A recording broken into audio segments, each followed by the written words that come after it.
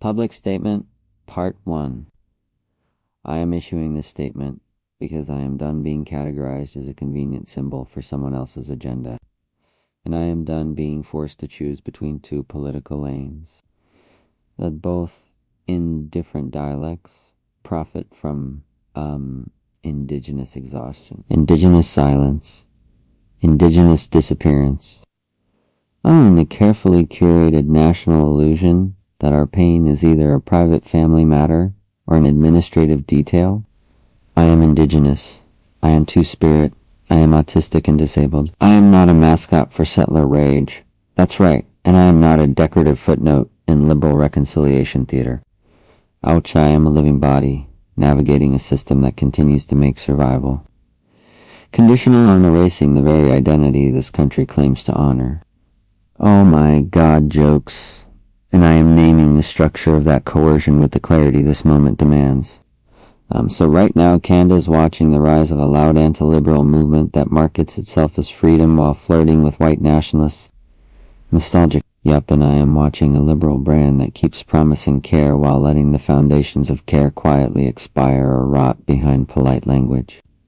The far-right side will happily recruit indigenous anger until the moment I bring up treaties, or sovereignty, or the historical truth of colonization.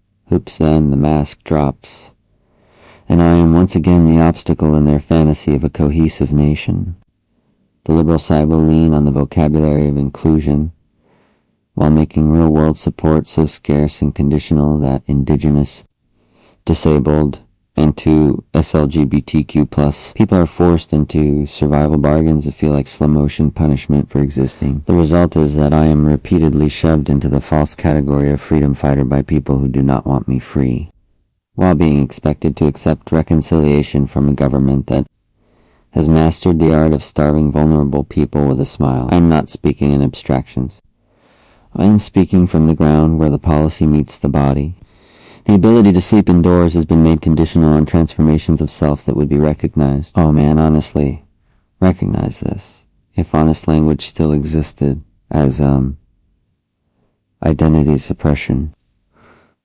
I have been pressured to be less visibly two-spirit, less visibly queer, less visibly indigenous, less visibly myself to keep housing stability. This coercion sits beside my active attempts to use the very legal pathways Canada insists are sufficient.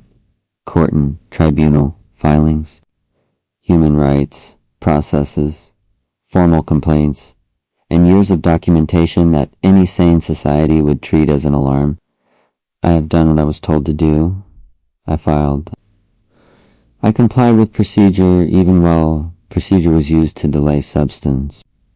And the punishment for doing things the right way has too often been another door closed behind a new technicality. This is why I've used the phrase Indian Act 2.0, and why I will keep using it.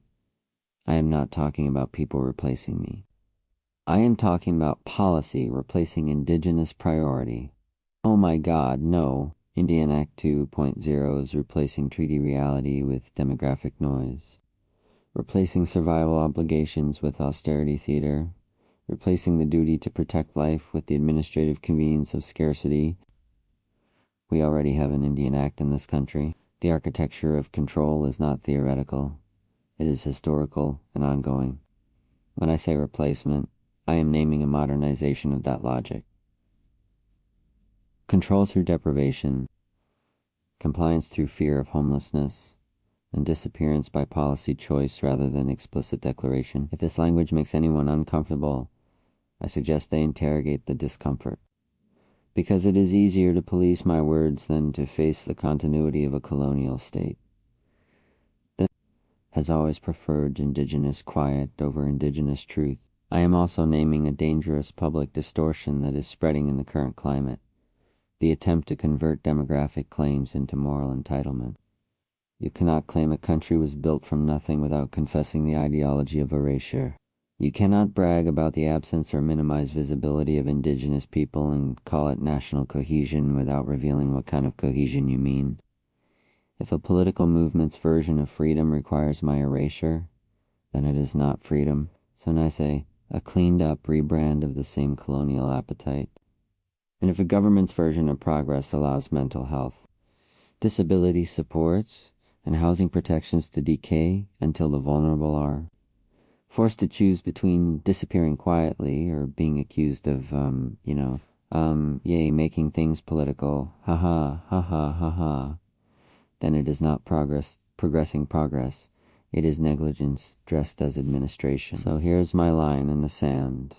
For both camps and anyone who wants to use me as a prop, I do not consent to being recruited into scapegoat warfare.